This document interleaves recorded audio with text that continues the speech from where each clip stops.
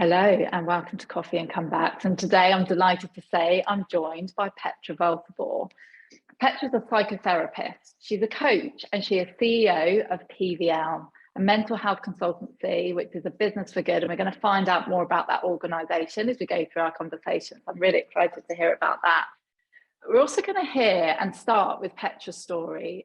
Petra's got a phenomenal story, but a story full of challenges that I know you'll be really open with us, Petra, and share, and the impact, but actually the positive impact that that's had as well in terms of the direction of your life and the influence on PVL, the business that you now run.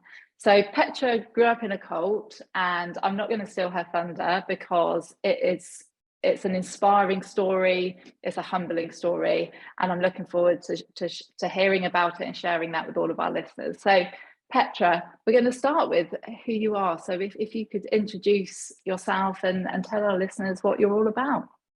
Sure, thanks so much for having me. It's always good to have a conversation with you, but also a chance to say a little bit about my story and I guess the impact that I want to create in the world. I mean, who am I? I'm a mother, I'm a woman, I'm the CEO of my own company. I'm a psychotherapist. I've done a few things, but I guess it's really for me about purpose and the impact that I want to create in the world, very much influenced by my story that you implied a little bit about. It's all, for me, it's all about mental health. And what I mean when I talk about mental health is that we all have mental health, just like we have physical health. And I know you talk a lot about mindset. It's how we think, it's how we approach the world, it's our resilience levels, it's how we bounce back from adversity. And so I guess because of the story that I've been through, I really just want to share my ideas and things that have worked for me with other people. So I guess that's a bit of what I'm about. Yeah, and the purpose and the impact side of things, that's something a lot of us can struggle with. We're not always sure of our purpose and our impact, and we can have some life events where that can challenge our thinking around what that is for better or for worse. And really interested to then delve into your story and how you really identified your purpose through that adversity, as you say, and really just demonstrating that resilience, which I'm sure you delve into day after day when you hit challenges, as we all do, that resilience muscle, which I was listening to a podcast yesterday and somebody on the talk was talking about just that resilience muscle. When it's tough, remember that that's what you're building, which is a really great thing that we can't just learn, we have to build it. So I normally ask what life event we're going to focus on, but I think it would be really good for you to just tell us your story, as you say, and let's work through that story together. And over to you in terms of where it all began for you, Petra. Thanks so much. I guess it isn't just one life event. It is a whole life story with some major points, I guess, that have been pivotal for me in creating my own character and I guess who I am. But I love that you're talking about the resilience muscle, because it's absolutely not just a one and done thing where you sort of get it and now everything's easy. I'm a parent of teenagers, I'm running a business, I'm in a relationship with a blended family. These challenges are coming at us in a global pandemic and the way the world is at the moment. So the challenges certainly never cease. So I was born and raised in a religious cult. It's quite notorious if you Google it, originally called the Children of God. It started out in the USA, but I grew up, I've got a Dutch passport, but grew up in Brazil, India, Russia, Kenya, sort of all over Europe. So I guess think communes of 50 to 100 people in one sort of location. Wherever you moved, you were kind of moving into the same bubble, but in a different country or a different location. A few key things to think about: we didn't go to school as kids. My parents and their generation thought the world was going to end pretty much every 3 years. I don't know what this timeline was, but it was just funny. Like when the pandemic hit, me and my generation were a bit like, please, like we've been preparing for this our whole lives, right? Like, oh, the world's going to end, we were just like chilled about it. So that was funny, that the impact that it, I guess, still had on us of being in survival, I guess, and being ready for anything in a way. But there were some fun bits. Like people think like, oh, it was all, living in dungeons or whatever they think, stockpiling weapons. Like it was nothing like that. Like there was lots of music. There was I guess the essence of why people joined was, we shared, life. They shared life. They shared responsibilities and challenges and cooking and kids and, just that lifestyle stuff. So I know you're a parent as well. And if you just think about all the things we have to do all the time, there's some great bits of like, hey, we're going to take all the 10-year-olds and do this. And the parent was going to go do this, So there was like a collective community feeling about it. Lots of music. I'm one of 5 siblings. We were really close, so there was some good bits. But it was the I guess the messaging over time that became more and more toxic, more and more controlling.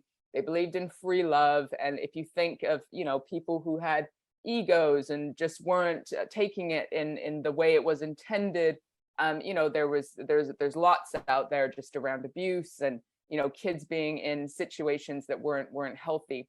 But of course, that was all we knew, right? So we weren't like coming from something else and then moving into this. It was just quite normal to think, yeah, the world's going to end. Or like, I'm responsible for saving the world as a child. In hindsight, you can think of the traumas that kind of build up over time of that, what that does to your nervous system. You know what I mean? And so it wasn't until I was in my teenage years that I began questioning things and going, oh, the world hasn't ended yet. Or we saw sort of people abusing power, and the narrative that would go along with that was like, oh, that one person was wrong, but the messaging that was influenced by a Christian sort of ethos was right. So this kind of conflict, I guess, between what I was seeing versus what they were saying, and the founder being very distant and not seen in person, but and interestingly, in my work with corporates now, I often relate them to toxic workplaces, to cults, because it starts with that passionate kind of leader founder type, right, who has a mission and wants to change something. And over time, you get that layer of middle management, don't you? You don't get access to the founder anymore. And so now you've got all this like power things and like middle messengers and, and all this toxicity sort of starts showing up. When you were saying that, actually, when you started to describe how it became, I started to think about organizations in terms of, and teams, and witnessing exactly that. And what was going through my mind was, wherever there are people, and wherever, it's great, as you say, there's real pros of communities and groups of people, and but what often happens, in fact, I'd love to hear from you, as we go through, the latter part of the conversation about, is it ever possible to have those environments where that doesn't happen, or where you get the early intervention? I guess that's sort of where you guys might come in. But it's really interesting, isn't it, how you can equate a cult to a corporate organization, but effectively what they are, they're groups of people. Absolutely. And in this day and age, you'd also be really surprised when I say, oh, I was raised in a cult, how many people go, oh, that's really interesting. That sounds great. Yeah.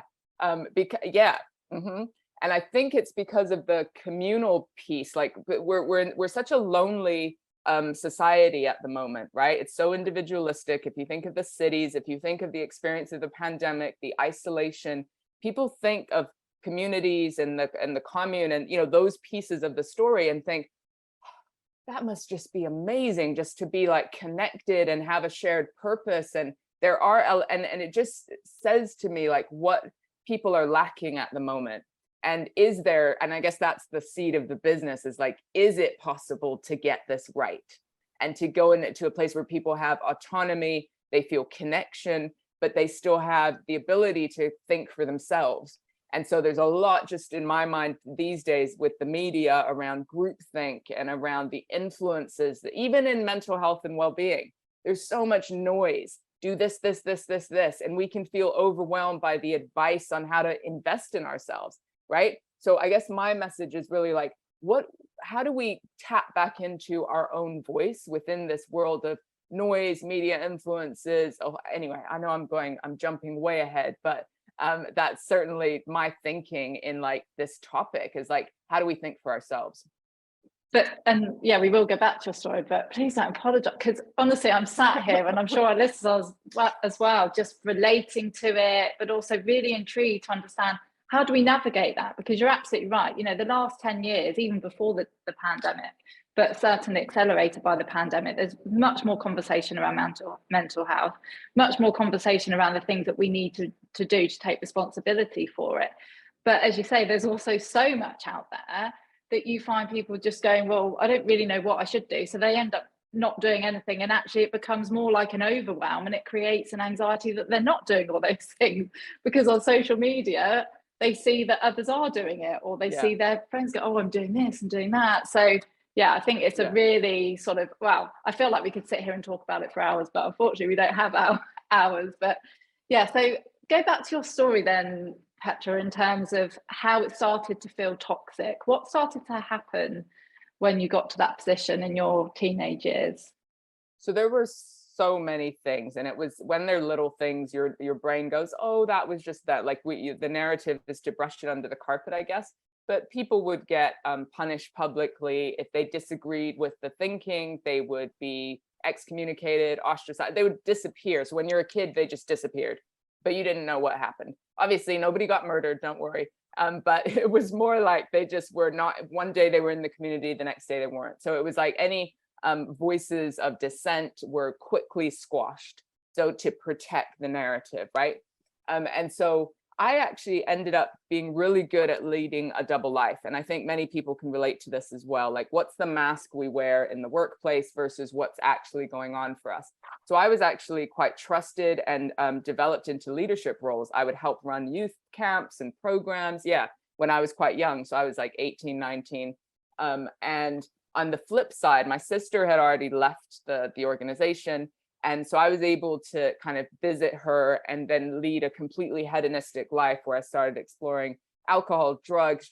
I didn't realize what I was doing at the time, but there was something inside me that couldn't sit with this separation, this inauthenticity.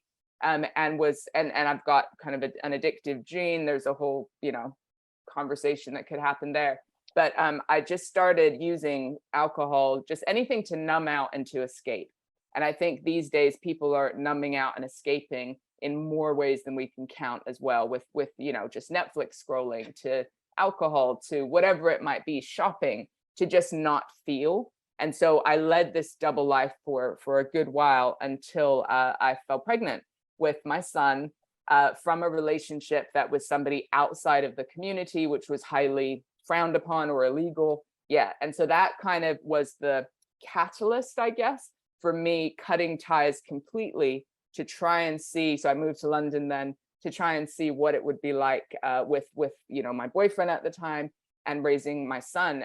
But people think the trauma is really felt in the experience, when the reality is it's often felt when you're out of the experience. So now you feel safe, or you feel like, oh, I'm allowed to feel things, because that was a thing. Like, we weren't really allowed to feel anything other than commitment, excitement, happiness. Things like anger, things like questioning or listening to your own voice, totally frowned upon.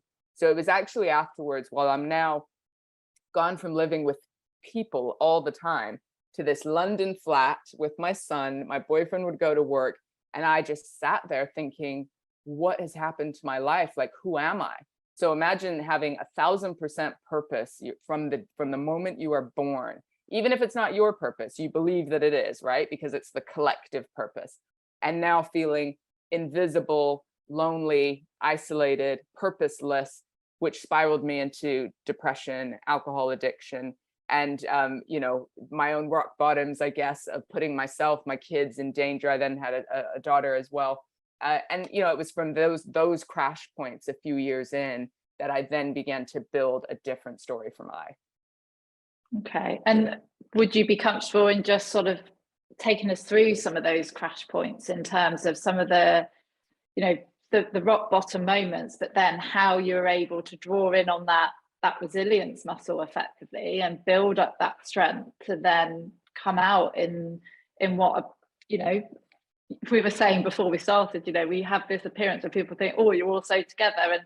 And certainly when you look at your achievements and what you do, and we look at you sat here today, you look amazing. What you've achieved is amazing, but no doubt there have been moments of self-doubt, of difficulty, of challenges. And Yeah, we all go through them, but we don't all share them. So Absolutely. is there anything you'd be able to share with us that might help our listeners think about how they might be able to sort of draw on some of those lessons?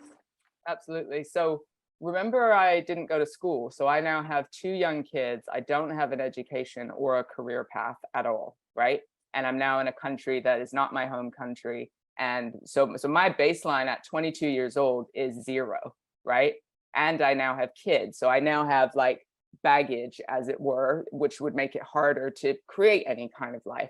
So some of my rock bottom point, I mean, I remember putting white wine in a baby bottle so that I could hide it and drink it while I was out in the park with my daughter and just pour it, I remember I took my son to IKEA, bought things I didn't need, started drinking Swedish wine, and went back to my car completely inebriated. And I called a friend who knew about kind of some of the addiction issues, and told her that I was about to get behind the wheel of my car completely drunk with my son. And I just remember this scene in the IKEA car park, right? And I'm like crying, saying, I'm about to get in my car. And she says, I'll be there in 20 minutes. And then the shame kind of overwhelms me because I think she's got to leave work to come and get me. And I couldn't live with that. So I went, no, don't worry, I'm fine. I can make it home alone. And I hang up on her.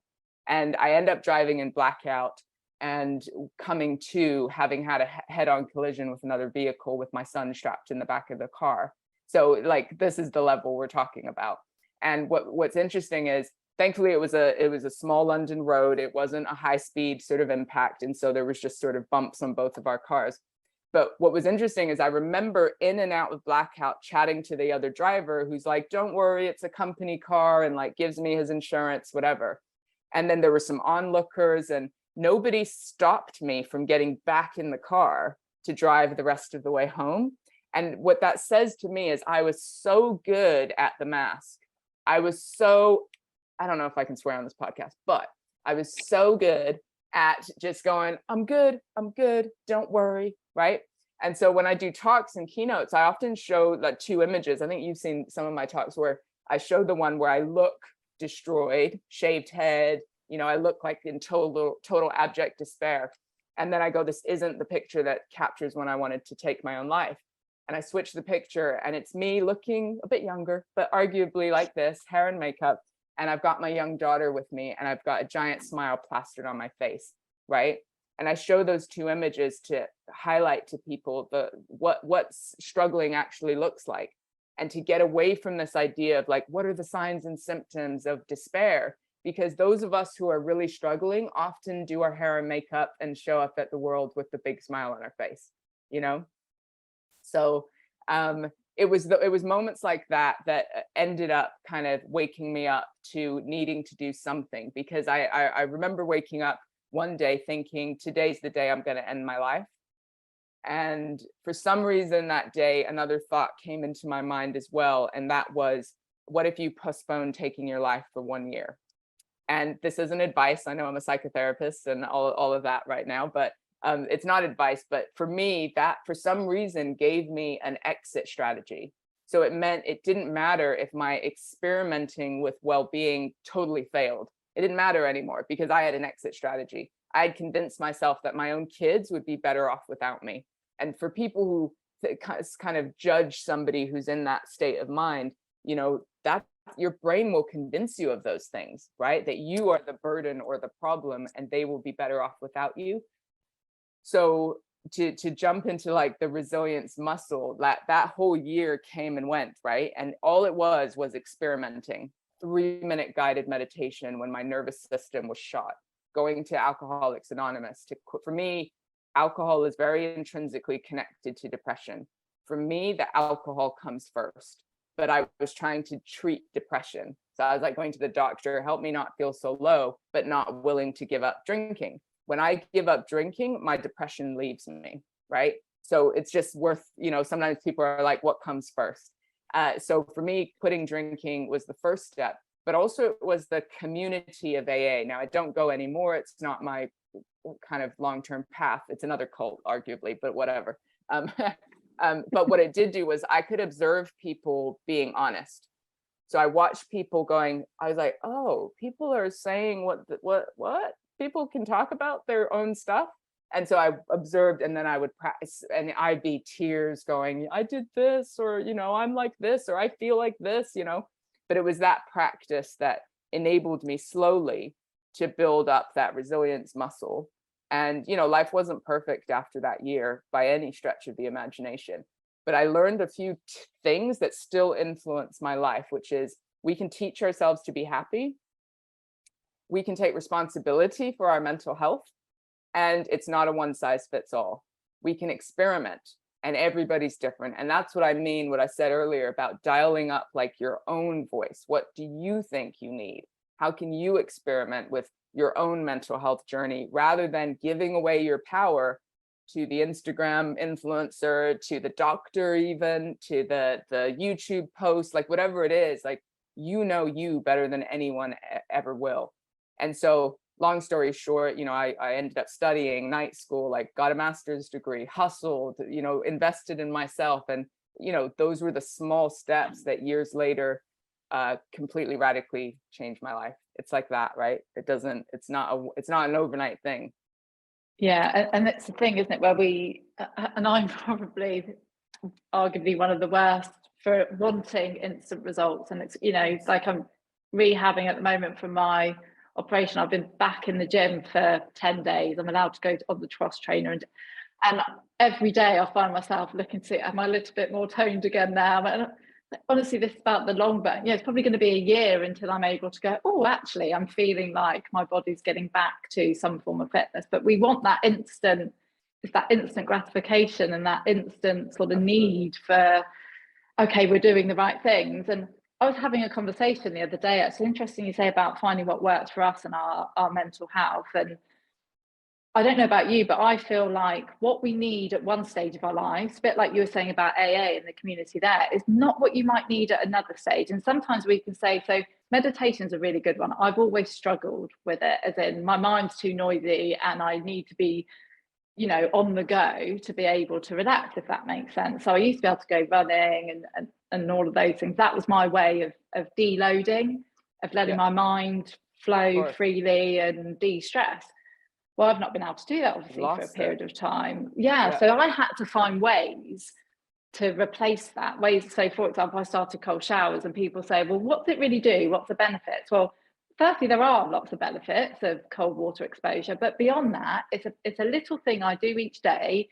It's me facing into something that is not particularly enjoyable, is not particularly comfortable, but it allows me to go, oh, I'm doing something that's challenging, and that's the way that I work. And meditation, in fact, I did do 10 minutes this morning after I did my rehab stretches, is now something I do find really useful. I don't do it every day. I'm not particularly great at it. I use a guided app on one of the platforms that takes me through, and I'm a creature of habits. It's always the same one. But I do find that it can help calm my mind, and it's what I need at this time in my life. So just going back to that, have you found other sort of elements of protecting your mental health or supporting others do that, where it's almost revisit or help them to understand what could work for them?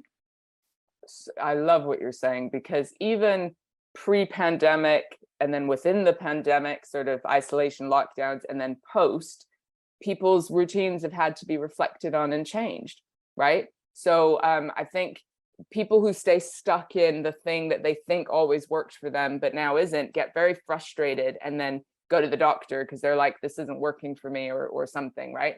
When meditation is an interesting one, because when you've experienced trauma, focusing on your breath, which is the traditional way that people meditate, can be very kind of inhibiting, right? So finding, even within, you can meditate, but there are different ways to meditate. So I kind of focus on the energy impulse around my fingers, and that kind of makes me focus on my body, but not my breath, because when I focus on my breath, I hyperventilate more, and it kind of, anyway. So whatever it is, it doesn't make us wrong for not doing it, but it's just like, let's just experiment. I just like that phrasing, because it's like, if we can experiment, then if you think of a scientist, they try one experiment and then they adjust. They don't like throw the whole thing out. They go, ooh, this component didn't quite work. Let me throw in this component and see what happens then. right? But it means you have to be honest with yourself. You have to continue to try, right? They might have 1,000 tests before they find the right thing for them. And I think we need a bit more lightness around this as well. Like everyone's super intense about it, like, right? Like I must meditate on a hill for 2 hours, and then I must swim, and then I must morning routine, and so says this, therefore I should do this. Oh, it's just becoming quite heavy when really well-being is meant to bring us joy, right? And be about pushing our boundaries, but also investing in ourselves. So it does change, and it's about reflecting and checking in with yourself more than anything. I absolutely love that. And that adaptability, I mean, obviously something you've had to do, something I did in, you know, the military sort of lifestyle means you have to adapt, not just to instant situations where suddenly you might be on a particular mission and it all changes because something happens, but also because your community continually changes. You get posted every 2 to 3 years, and that's just you. So imagine you're on a continual churn of people coming in and out, so you have to be adaptable. And I think, you know, you could probably equate the army quite similar to a cult in terms of its thinking and, you know, going through the different structure and ego and the purpose. And like you say, it's not your purpose. You've signed up on a dotted line, as I always called it. And if you were sent to Iraq, Afghanistan, where, you know, you might not necessarily agree or understand those reasons, but that's the purpose that you need to go with. So it's that whole sort of community piece. But the other adaptability piece that I don't know about you, but I've started to learn the lesson of, again, because I'm used to needing the structure and used to thinking, right, I have to go up at 5 a.m. every day and I need to do these things. And that means, and if I don't do it, well, that means I'm lacking in discipline and I'm not good enough. And, you know, and that's what I used to tell myself. Oh my God, you slept through your alarm this morning. You got up at 5:45, you know, you're terrible. And actually what I've started to do is some days I need something different than the day before. Some days my routine doesn't need that more. And I, like this morning, I said, actually, I was going to go to the gym, but I'm going to go this evening. So I've got some other things that I want to do. And this is what I need this morning. I want to be in a calm, good space. And I want to, so that experimenting piece I love. And I wonder if we could just sort of, you know, touch on those lessons that you talked about, to just speak about the license that, and the contract that people have with themselves. Because what I feel like come out with a lot about what you said is how you've contracted with yourself, and how you've sort of, you know, you said, for example, I've given myself 12 months, and you've created this narrative in your mind. So what I've drawn out is what comes first. So really think about the root cause rather than the symptoms. You've talked about having a plan B, an exit strategy, you know, a way out from a situation, and it's not binary, and that ask for help piece, I think, comes out again and comes out time and time again. Is there anything else that you would draw out based on everything that we've just spoken about? I think people ask me a lot about work-life balance, and this idea that when it comes to well-being and mental health, especially when I'm advising leaders, or, you know, that it's all about like leisure time and doing nothing or zoning out, or, you know, and it's like, is well-being like Netflix and chill like for 8 hours? Is that what it is? Or is it a little bit more active and proactive? And remember, I didn't have an education, and I have 2 kids. There are times in our life, and this will sound sacrilegious coming from a well-being professional, but there are times in our life when we need to hustle if we want to get somewhere, right? I had to make sacrifices in social life and friendships, in a variety of things, sleep sometimes, in order to get a master's degree at night while raising 2 kids, while working full time. Like there were times when, and the ability I had to visit darkness was the same energy that I could reposition into getting somewhere that was useful and purposeful for me. You can't do that forever. Burnout is a real thing. It takes a long time to recover from, and we need to have those well-being tools or routines to help us sustain long-term success. But I'm actually not a proponent of we never need to work hard. I actually think working hard allows us to feel fulfilled. It allows us to gain traction. I had to make up for lost time effectively to get to a baseline that other people took for granted, you know, and I'm happy I did those things. And now I have to check myself that I'm not just in survival mode out of habit, because actually I can breathe a little bit more and I can create space, but I need to remind myself of that now. So I guess that's just an example of do what works for you, but it's that honesty with yourself that's crucial. Yeah, and that self-awareness, isn't it? To recognize Absolutely. when you're sort of, I don't know about you, but I always picture this, oh, sorry, my pen on the floor. Always picture a peak.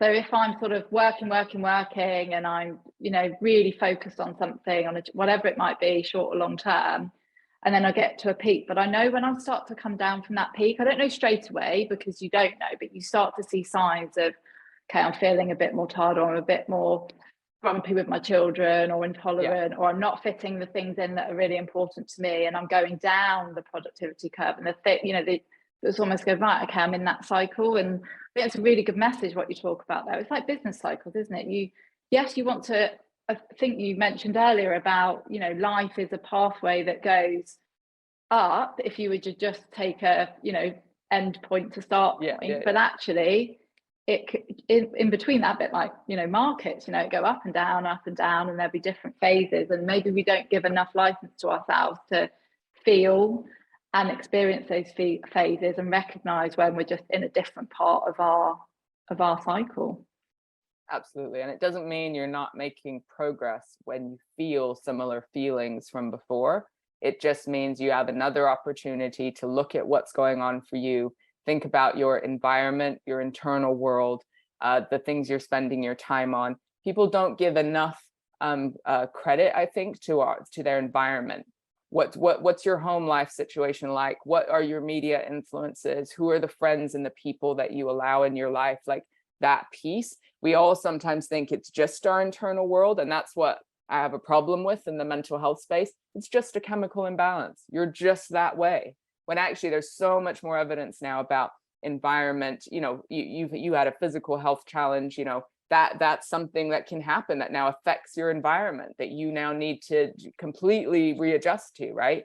So there's an audit one can do about their wider life, not just how they're thinking, because a friend put something on LinkedIn recently and he said, mindset is everything. Do you agree? And I was like, thinking about, you know, people who, you know, are come from minority backgrounds, or who have like a lot more hurdles than certain privileged people. And it's like, well, they might put all the mindset into it, but their circumstances have still led them to this baseline, which is going to be different than somebody who's privileged, right? So there are lots of factors, and I think we can be really hard on ourselves when we're like, just fix your mindset. It can be like an angry voice, you know, rather than like, our mindset is key and it is our perspective, and that needs to influence action around us in our environment, in our people, in the things we're reading and listening to. Does that make sense? Just it's a wider picture than what people think is just like push harder, discipline yourself, you know? Yeah, I agree. And I actually, part of me thinks that it's part of the shifting the blame, if you like, onto individuals to say, well, actually, it's all about your mindset. It's the way you're looking at it. So, and actually, sometimes it's not. Sometimes, like you say, it's about the actions of others. It's about the environment. Yeah, if you think about, I was having this conversation on a previous podcast when we were talking about, if you're part of, say, a sports team, and you'll see it where somebody will make a transfer and then they transfer back or they transfer out. They're still an amazing, let's say, you know, footballer or rugby player, but actually the dynamic in that team, in that environment, and the way that culture works, and the way they might train, and the people that might not be right for them to be able to perform at their best, and might cause some challenges. And it's that whole thing of having an awareness, I think, and having the outlet to say, okay, is this my mindset? Is this, you know, is there something I can be doing differently? If not, do I need to remove myself from the situation, or does something need to change around me? And that doesn't mean you're a quitter. That means that you're really self-aware and you're able to know, I'm moving on from this business, this team, this environment, this relationship, you know, whatever it might be. Well, and it really applies to the workplace, which of course, and relationships, of course, but the workplace is, I'm all about internal activism and taking responsibility first for your mental health and then for your little world around you. But there will be some systems or overarching places, just like the cult, where there is nothing you can do to change that toxic environment. You will eventually be chipping away at you, your soul, your mental health, your ability to achieve all these things. And so it's a really, sometimes we've got to quit, you know, and it's not quitting like a judgment. It's going, I choose me because I can see that I can't actually make a difference in this environment or in this relationship or whatever that might be, the best thing I can do is leave and go to an environment where I can create change. And I just think work can be good for our mental health. If it's the right environment, we don't have to recover from it outside of work. That's the narrative, is like, what are you doing outside of work to invest in your well-being? And you're like, if you're in a workplace that you have to recover from in that sense, you probably should change workplaces. Workplaces should give us purpose, community, connection, ability to feel fulfilled, you know? And of course, that means you work hard and all of that, but it gives you those things. And yes, you want to sleep and you want to get your nutrition right and these sorts of things to enable you to get the full experience. But if you have to leave work to find people to recover with, that's probably a little bit of a warning. So a key part of our conversation and podcast, and actually one of my favorite parts, is really about understanding a little bit more about you, the things that you enjoy doing. So can you give us a few little snippets of insight? So you said you like reading. What's the last book you read or listened to, depending on? No, I read. I don't listen to books, actually. I've been reading a book I just finished called 4,000 Weeks. I would highly recommend it. It's very stoic. It sounds dark because we basically on average have 4,000 weeks to live. But it's got a very uplifting vibe about how we spend our time, purpose. There's like a stoic piece to it. So probably the latest book that I read from cover to cover. Yeah, I love that book. I can't remember who recommended it to me. It was about 6-7 months ago. And it really hit home, thinking, I've only got 4,000 weeks. That's all I've potentially got. Might not even have that amount, may have a little bit more, but you just don't know. And when you say it like that, it is not a long time that we get to live this life, is it? So yeah, really profound and written really well, actually. Easy to read, isn't it? So easy definitely to read, recommend deep, that one. emotional. Yeah, absolutely. Yeah, love that. Okay, so interesting fact that most people won't know about you. That people know so much about me, Samantha, that it's hard for me to actually do that. But probably a fact is I'm not very good at relationships. Like, I'm good at quite a few things, but I find relationships quite hard because they bring out trauma, and they, you know, I've had to really learn, read, develop myself, and still I'm not perfect at them. But that's probably the one, because it's trust, isn't it? And if you have a background like me, to really open up and trust somebody fully is probably a lifelong challenge. So probably a bit deeper than maybe you anticipated, but true for me. But one that I think a lot of people will be able to relate to as well. And is anybody perfect at relationships? People are terrible at them, and there isn't that much teaching about them. So you really, I don't think people find it very cool to say, like, I'm reading this book about relationships, or we're going to therapy, or we've tried to do this. You know, it feels almost like, oh, is the relationship not a good fit? Like, there's the Disney version is that it's all supposed to be magic, right? So what I love about my relationship now is that we both read books, watch things, bring them back to the relationship. Hey, we have conversations about masculinity and roles and all these sorts of things to just help us, you know, just openly figure it out together. Yeah, and I can relate to that in a way that I can look back now. I mean, I'm divorced and I was with my children's father, and we're now blended families, a blended family of 6. And I've had to change some of the ways that I act and respond to things, and think, okay, previously I probably would have escalated. I might have behaved or responded in different, as we all do. And I've had to learn to say, actually, that's something I've just got to accept about that person, or that they've just got to accept about me, rather than think that it's got to become this perfect, you know. And it's that give and take, isn't it? And I think sometimes we just expect the other person to be perfect and it's their fault, or vice versa. And actually, you both got to work at it. That's it. Yeah. So we've heard a bit about your work and the way that you, as you say, I mean, honestly, when you sat there and talked about, you started at 22 at 0, and you've retrained, you've educated yourself, you've built a business, you've built amazing brand and profile. I know when we first were introduced to each other. And you were working with an old boss and colleague of mine. He spoke so highly of you. You had such a brand and reputation. I remember meeting you and thinking, not only do you have that, but you're a great person, and we've obviously, we've stayed connected. But for a lot of people, they won't know your sort of career journey, if you like, in terms of milestones to date. So it'd be great to just, if you could give us a bit of insight into that, and then take us into PVL and what the business aims to achieve. Perfect, thank you. Well, people think that you need to have the perfect plan, or that people that build successful businesses had like the 10-year plan or the business plan and everything just followed that track. And, I knew that I wanted to work with people. I knew I had this fire within me to create change, for activism, but I didn't know it was going to lead to this. I didn't know that I was going to build a business, have employees, and be working with all of these global businesses.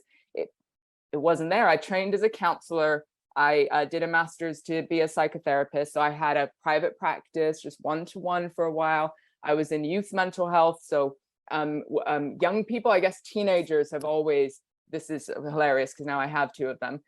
But it's always like been that pivotal age where the mentor makes such a difference, and somebody believing in you makes such a difference. And because I struggled so much at that age, like working with that age group, I was always drawn to. And I still mentor kids, and it's just something that my heart is drawn to.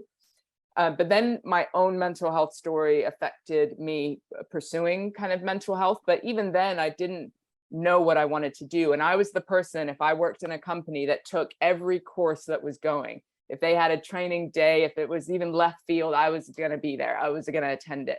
So any opportunity to learn, I was going for it. And then I moved from kind of the charity sector, where I was managing telephone counseling services for young people, into corporate mental health. So I was clinical director of an employee assistance program. I mean, how did these things happen? I was about to get divorced, and I got an email into my inbox with this job advert that was walking distance from my house. How did this happen? Met the CEO for coffee. He gave me the job. I negotiated 4 days so that I could still pursue my side hustle, right? So I could get a mortgage, and I don't know.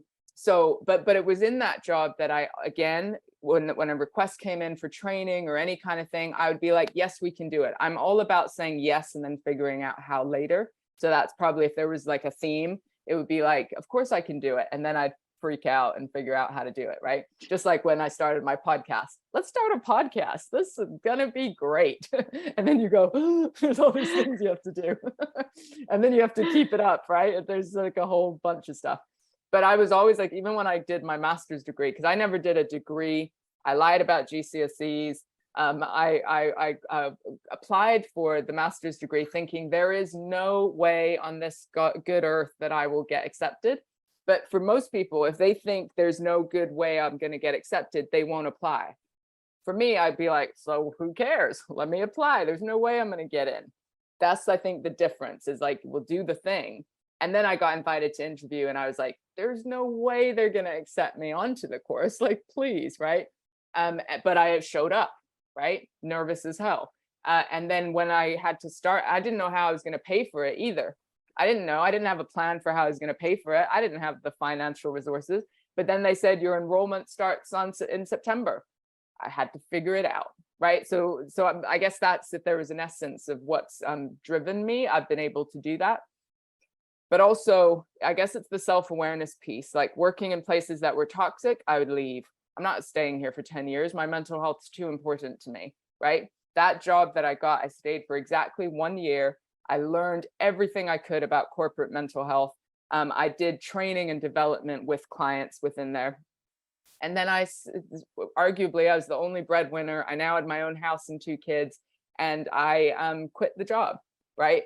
And so it isn't a perfect plan. I didn't have a 5-year, 10-year trajectory, but I followed my instinct, my heart, and I knew what wasn't right, because I know that when things aren't right, my mental health suffers. I'm no good to anyone. So I guess that's the darkness in a way, has been the driving light. I know that sounds counterintuitive, but I started my business because I kept working for places that were telling other people what to do. and not doing it themselves. And I just thought, I can't do this anymore. I did that my whole life. I wore the mask and said one thing and did something else. I can't do it anymore. So I guess PVL, to segue into that, is trying to figure out if it is possible to not only teach people, but to live it. And it is harder than it looks. It takes vulnerability, authenticity. It takes slowing down, listening. We're a remote team, so there's challenges there. But we're so excited about the culture we've built remotely, the amount of honesty, vulnerability, and openness, and the great work that we're able to do to support mental health strategy, training and development, leadership, essentially evolving the way we work for a post-pandemic world. That was a lot, but I didn't know how to cut that down. And it's amazing to hear. And we were talking earlier before we started recording about some of the little things, because I think that's the point, isn't it? Living and breathing it, having a policy. I know when you and I first started working together, we talked about how we can help some smaller businesses have an approach to how they support mental health, for example, because many won't have a policy actually, but when they do, it's something that's written down, but then do they actually walk the walk? And I think the example you gave, where we had the hottest day of the year a couple of days ago, and you said to your team, look, we're not going to be productive, it's hot, let's just call it a day for today. And that is helping people to look after their mental health, but it's also investing in them, isn't it? Because they feel that little bit of, Petra the company genuinely cares about me, and therefore you're automatically more invested in the company. It's the small ways that build trust are more important than the big initiatives of like, hey, we invested in this speaker, or we did something for World Mental Health Day. Great. How does it affect their working day? What are the small opportunities to build psychological safety and trust? And that can show up every day in 1,000 different ways. Yeah. And I was listening to something the other day that talked about the critical moments. So if there are critical moments in a person's life or in their career, and it might be to do with how you are as a parent in a critical moment. It might be how you are in a relationship when a critical moment happens and you see their true colours. And I think in the workplace, if there's a critical moment in a person's life, which if you're working for a company, you're probably, particularly for a long period of time, going to have at least one critical moment, planned or unplanned, whatever that might be. And I think it's understanding and having your it sounds like you have boundaries. I'm someone who holds myself to boundaries as well, where actually if those boundaries are crossed in critical moments, that's not the place for me. And I think people having those really strong values is a good thing. Totally agree. And what's beautiful is at the beginning, it was me leading by example. Like I would ask a difficult question and say, hey, I've got to start, right? I've got to go first, right? As the CEO. But now, no matter who's in the team, junior, whatever level they're at, they will also do it. They'll ask the difficult question. So my junior staff member will ask me, the CEO, how's my mental health today, right? Or in a team meeting, they'll ask something about what's the biggest challenge you're facing, or what are you grateful for? Things like that, like positive investing in your mental health. And they will all go, no matter what level they're at, they'll go, and I'm going to go first, and they'll start, right? And that's like, for me to watch that other people are now doing that, and we have this ripple effect as we grow. Like that's the culture I want to be in, and that's what I'm really proud of. Yeah, and that is inspirational leadership as well, and that's what many aspire to do, and often aren't able to. You talked about biggest challenges. And you've given us a really great insight into why. So your why in terms of your purpose for setting up PVL and the work that you do. What would you say is your greatest achievement? Parenting. I'd like to say it was getting my master's degree, and that certainly felt like a really big achievement. But actually watching my 18-year-old and my 16-year-old navigate life with beautiful characters, balance, ability to be self-aware. Remember the story of like, they might not have been here. I might not have been here. Like they could have been taken away. Like life could have just very much gone on a different trajectory. So if I think of achievements and pride, it's the fact that I was able to change from an addictive, self-absorbed victim mentality, which had a ripple effect of trauma on my own kids, to one that was proactive, self-aware, all the things I had to do. But it's like, how do I then pass that on to them? And who are they in the world? Like, of course, that's my biggest achievement so far. Yeah, I think that's really, it's humbling as well, isn't it? When you think I think most parents will say, I put my children first, I put my family first. And sometimes when I look back, I think, was I always doing that? Probably not. There are times I've got it wrong. There are times where the balance has tipped, but overall, I've really tried to do that. And I think we all do, but actually seeing them as your greatest achievement is that says a lot about, as you say, it comes from the heart and it comes from everything that you're about. So I'm really keen to sort of wrap up on something that we can all take away. I mean, I'm sure, like I have just sat here having this conversation, that our listeners have taken so much, but is there anything that you want to share with our listeners in terms of there's some key things that we can take from your struggles, from your achievements, from what you've learned, and that we could apply in our own day-to-day little things that you speak about? I mean, there's so many things. I guess, first of all, everyone has a story. And when you realize that, you get out of this place of like, my story is so terrible and why has this happened to me, right?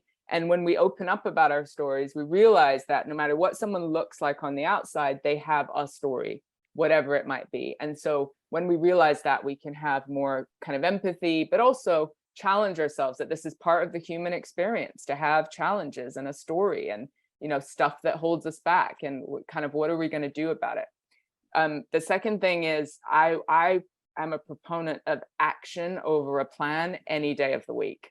I love a plan, I love a routine, I love but I think taking action is I listened to a podcast recently where he said action is information or something like that. It was smarter than that, but like, it's taking the action where you learn the thing. So the action of doing this podcast allows you to learn from it. You can't just learn the theory beforehand. It's being in it that goes, oh, my conversation style is evolving or whatever, right? And I just think, say yes to the thing, and that's the better way to learn than waiting to have the perfect plan in order to then action it, because it's going to change anyway. Everything changes. And then finally, the theme, I guess, or the thread from my story is taking radical responsibility for your life, but your mental health, your well-being, because it's subtle, and the mental health industry sometimes perpetuates this notion of being a victim to even your mental health. And I know somebody with the diagnosis might sit here and go, oh, but I do have a chemical imbalance. And I'm all for medication. I'm all for therapies. I'm all for whatever it takes to support you to be your version of yourself. But radical responsibility for our life and our mental health is probably the thing I'd want to leave people with. Thanks, Petra. Radical responsibility. It's a great message. And thanks for your time today. There's so much in there, so much in the conversation, and hopefully we'll get the opportunity to speak again soon. Thanks so much for having me.